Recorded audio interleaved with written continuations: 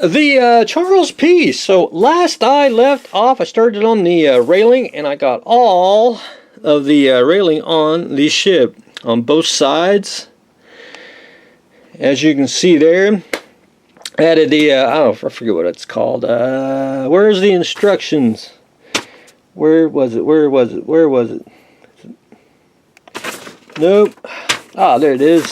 The jack and engine staffs. That's got that on the back here, and one on the front, which I was a bitch to put on. They're so tiny. I had to basically put the pole down first and then put the brackets on. But I did get those, and just been adding the little brackets to go around the guns here. Still got a couple more to do. There's a little I'm going to call a little bracket goes around the smokestacks. Got that on.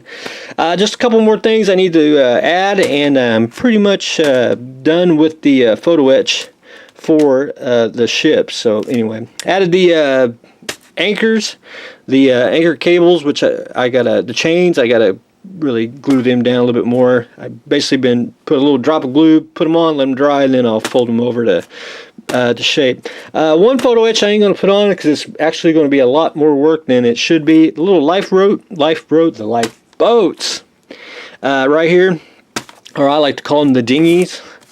If you see the little photo etch here, you're actually supposed to cut the inside of that dinghy out and then glue them on the back side there. That's a lot of work, and I don't think it's necessary for that. I mean, you can see the crosshatch on the actual kit itself, then photo etch, and I think that'll be just fine. Even if you painted it, you may get some paint inside the grooves and still block it up. So I'm going to leave that the way it is. I think that looks good the way they are. After I get the rest of the photo etch on, which is just little piddly things along the way and a little more railing, I'm going to go in and I got to fill in a few little areas, like you see right here. So I want to call it a step. I'm just going to fill that in with tulip and get everything blended, and then hopefully by next weekend we may be able to start some painting. And I got to ask about the base here. I don't know what we're doing. I emailed. I don't know if we're going to do a wood base. Do I have one handy? No, I don't. Or we may do a.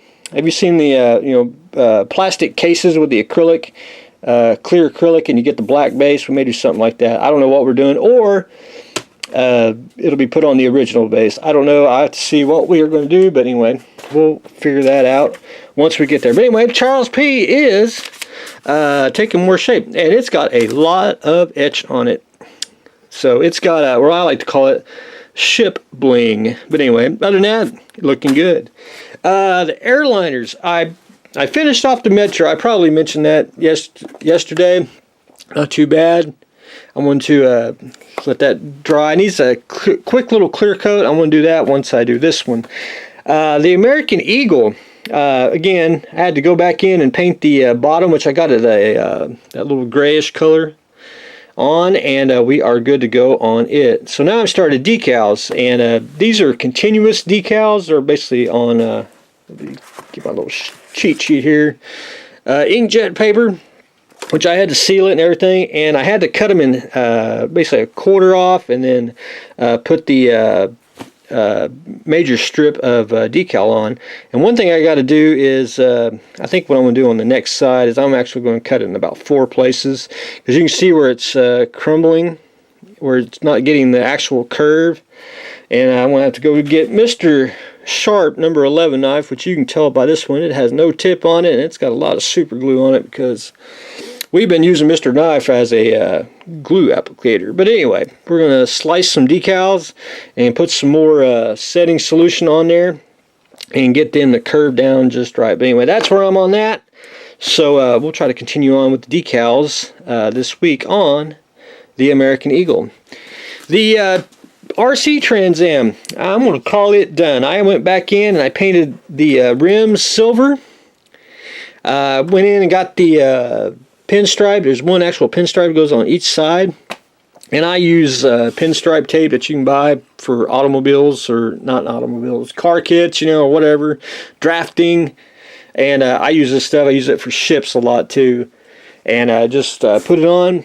It sticks really well, and if you need to make sure it's adhered correctly, you can add a little future spray over it and basically seal it in just a little bit more, and you're good to go on that. So we're good to go on that. I went back in also and did some touch up around the fenders where I got some red paint.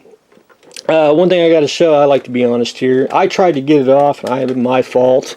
I actually got a little red paint on the tires, so hopefully I've been trying my darndest to put a little paint thinner on there, trying to get that off. You can see like where I got it there. Hopefully I can get most of it off. I've been trying my darndest, but anyway, I think at least it's not noticeable when you drive it, so you'll be able to run through the road and shouldn't be no problem. But anyway, I'm going to call it done, and I'm going to get it cleaned off and off the workbench, and I'll get it probably shipped off this week.